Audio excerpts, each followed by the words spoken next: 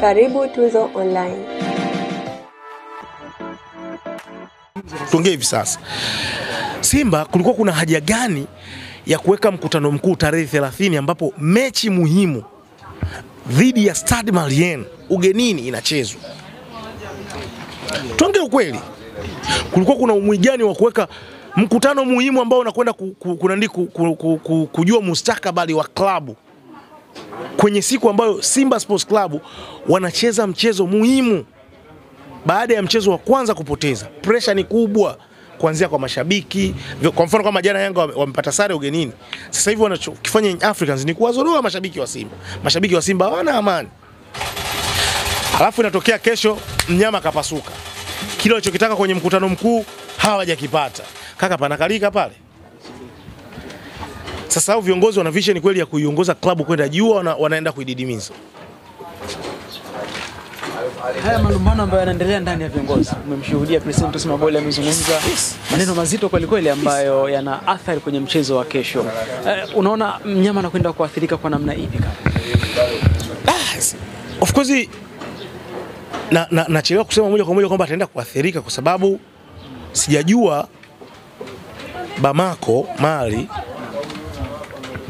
wale viongozi ambao kule baadhi wamewaambia nini wachezaji, kitu gani kinachoendelea na kadhalika. Sibula vizuri ila ni aibu viongozi wakubwa kubaki Dar es Salaam, sibula vizuri, wakaendelea na shughuli za kiutendaji wakati klabu ipo kwenye mapambano ya kuweza kuyafanikisha malengo ya klabu. Ni aibu.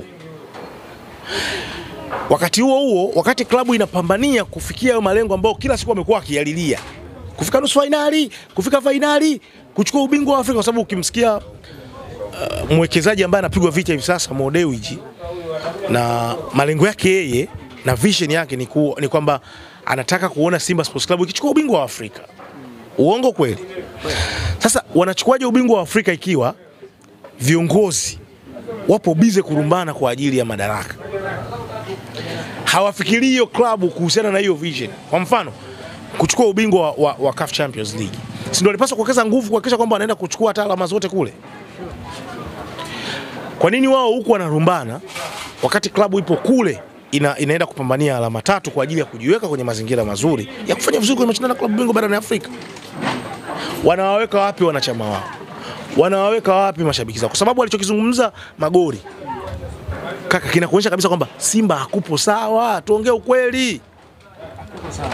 Imefikia tu Magori anawaambia baadhi ya viongozi wa Simba kwamba kuna baadhi ya viongozi wana matatizo ya afya ya akili.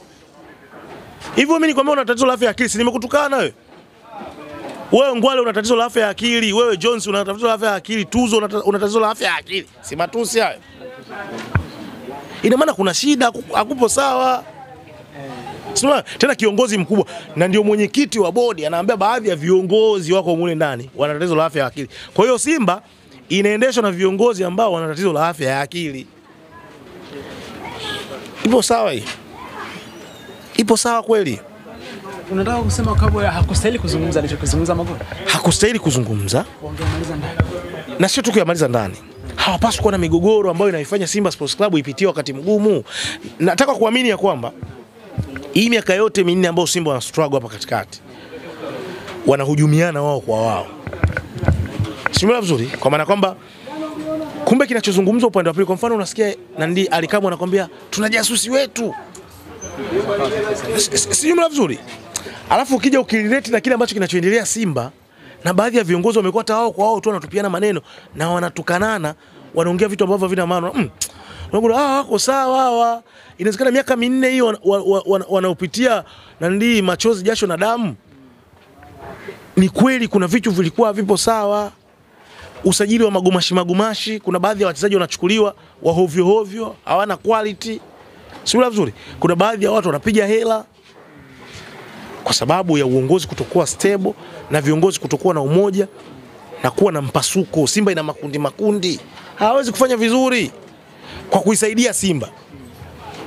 Wakiendelea kuwa na makundi kama waliokuwa nayo hivi sasa, viongozi wanasema hichi na nini, kaka, hawawezi kutoboa, hawawezi kufanya vizuri. Huo ndio ukweli.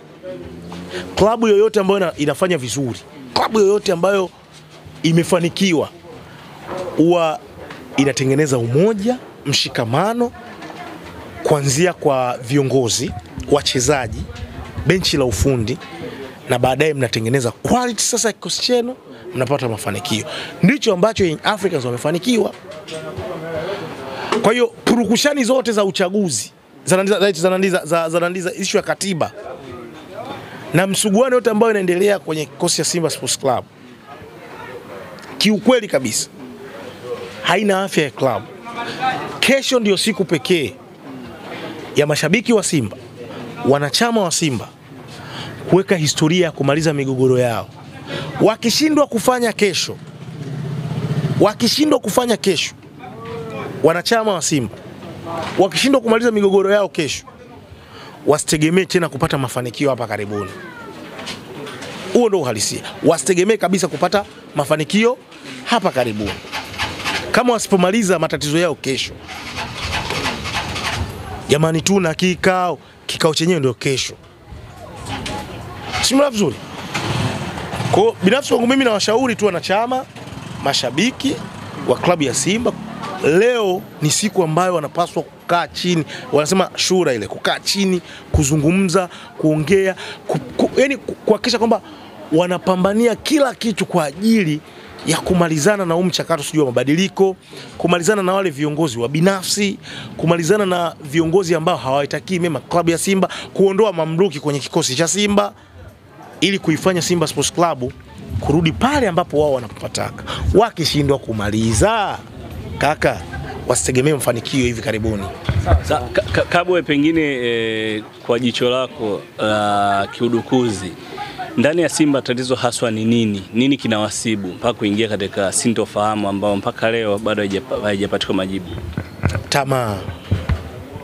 Tatizo kubwa ni tamaa. Kila mtu anataka kuwa papa. Na wivu.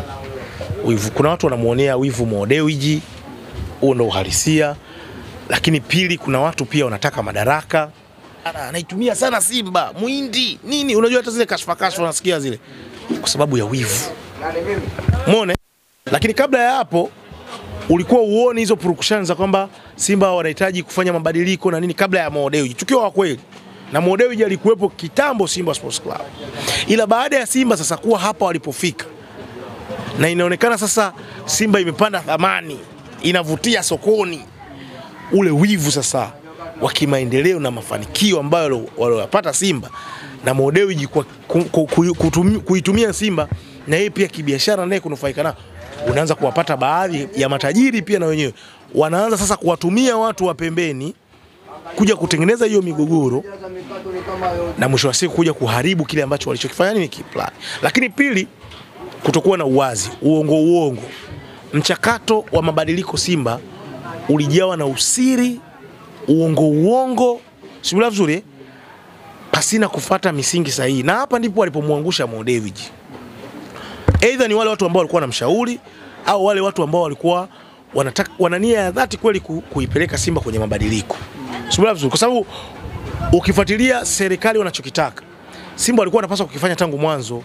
Kwa nini walikuwa hawakifanyi? Kwa nini ije kuwa sasa baada ya miaka karibia 7 kupita? Ina maana kuna shida. Watu ambao walikuwa wanamshauri tajiri, kuna shida. Kwa nini hamkumshauri tangu mwanzo? Kwa nini iwe sasa? Simula vizuri. Lakini pia unasikia issue za wawekezaji watatu na nini, mambo kibao. Kwa nini haikuwa tangu mwanzo? Kwa nini sasa? Yaani hayo mambo yote unajiuliza, kwa nini sasa? Kwa nini haikuwa tangu mwanzo? Kuna kipindi fulani sisi tulikuwa tunawatafuta ITV na Radio 1. Tuzungumza sana na FCC wakatuambia mbona huku kwetu mambo yashakamilika? Issue iko Rita. Sasa kama huku serikalini wanakuambia issue imekamilika, ukienda BMT wanakuambia huku tayari washapita, wamefanikiwa. Issue iko Rita kwa sababu kichokuwa kinatakiwa ni wale board of trustees, baraza la wadhamini, kufanya tathmini ya mali za Simba ili kuja sasa kuunganisha kwa maana Simba Holding Company kuja kuipata thamani ya Simba halisi, baadaye sasa mchakato uweze kufanya nini? Hapo ndipo mchakato ulipokwama. Sasa tujiulize, kwa nini ulikwama? Kama kulikuwa kuna shida kubwa huko nyuma, kwa nini haikutatuliwa? Kwa nini hawakumwambia ukweli tajiri Mo Dewji afanye mchakato? Au je, tujiulize, na yeye alikuwa anahusika kwenye huo ujanja? Kwa nini hahusika kwenye huo ujanja wakati yeye anaonekana kabisa kwamba ana nia dhati ya kuwekeza Simba?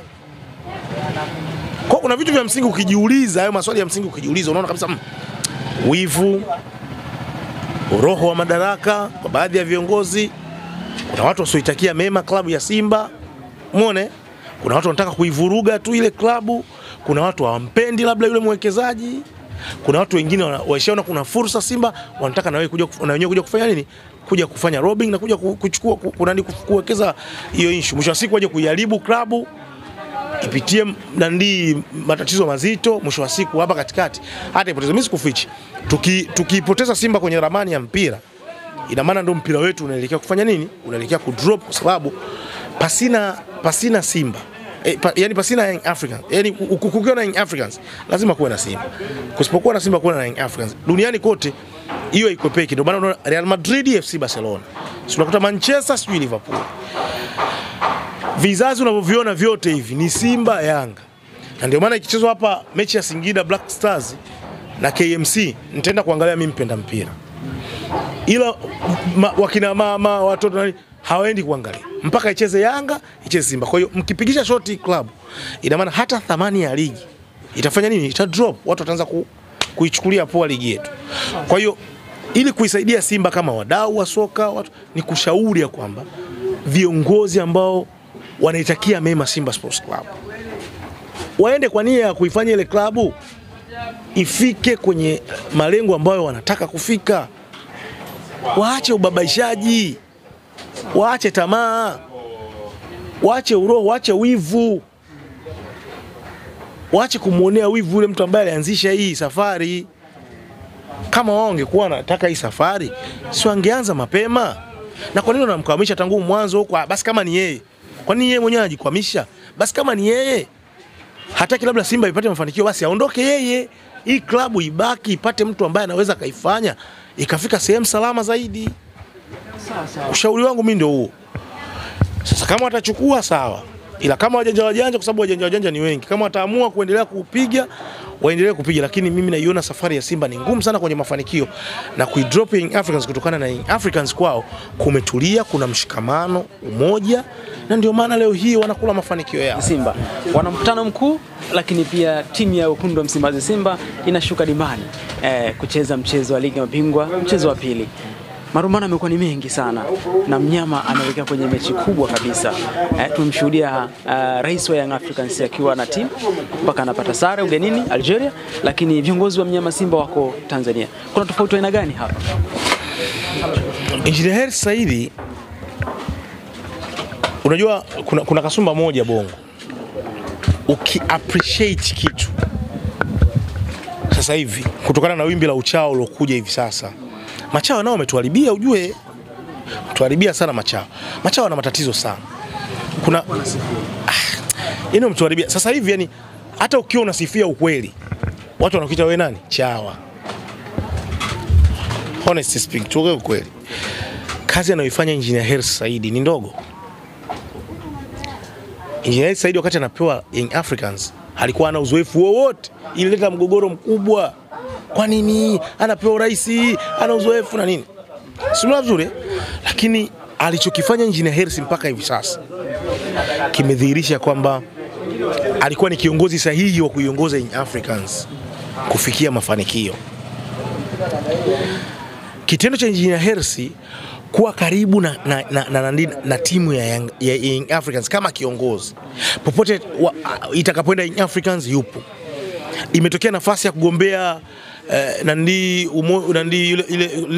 ni chama cha vilabu, umeona, kaenda kanaandika gombea, kaenda kapata kawa president wa kile chama cha vilabu, sijui issue za CAF anajipenyeza.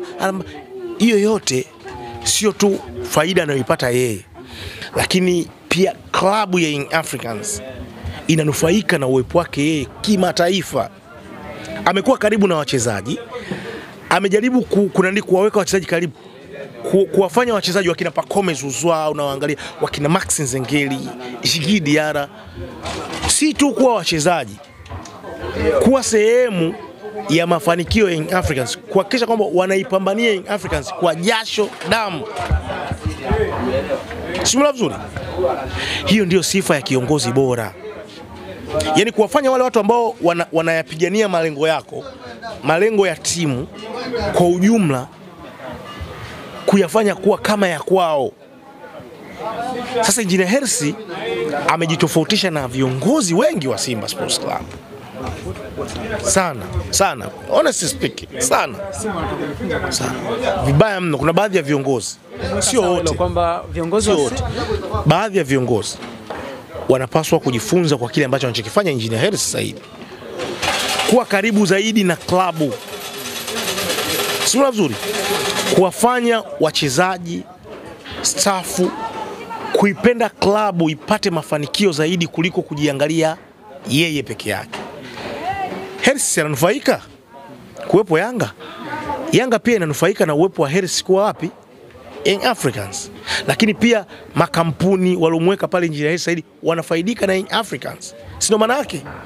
Lakini ukiangalia Simba, viongozi wengi ambao wanaiongoza, wengi mimi nikiwaangalia, wanajiangalia wao zaidi kuliko kuiangalia klabu. Yaani wengi ni wabinafsi, wa roho. Simula vizuri, kilichopo Simba wanakitaka kuliko Simba kutoa walichokuwa nacho wao. Yaani wewe ni kiongozi, tunahitaji tuone mawazo yako, vision yako ikiitoa Simba sehemu moja kwenda sehemu nyingine. Lakini Simba inaendelea kudidimia, alafu wewe unaendelea kung'ang'ania madaraka, unataka tu kuitafuna Simba tu bila faida yoyote Simba kupata. Sisi tunakuona wewe ni mlafi, tunakuona una matatizo. Sasa ukiangalia Yanga, sio kwamba wao ni perfect, wamekamilika, hawana matatizo, wana matatizo kibao, wana mapungufu kibao, lakini Young Africans chini ya Engineer Hersi Said, tukiwa kweli, wanaishi as a family, kuna umoja, wamefanikiwa zaidi kwenye hilo. Yanga inanufaika na Engineer Hersi, Engineer Hersi ananufaika na Yanga. Na hata makampuni ambayo yamekuja kuwekeza na Yanga yamepata jina kubwa zaidi baada ya kuwekeza wapi? Young Africans. Na Young Africans inapata mafanikio baada ya kufanya nini? Ya makampuni kuwekeza na Engineer Hersi kuwepo pale. Why tusimpe pongezi? Narudia tena, haina maana kwamba amekamilika, haina maana kwamba Young Africans haina mapungufu, ina mapungufu, sio vizuri, lakini amefanikiwa zaidi kuliko Simba. Unaona leo kuna mgogoro huu, kwa mfano hivi sasa, hebu niambie, tuongee ukweli.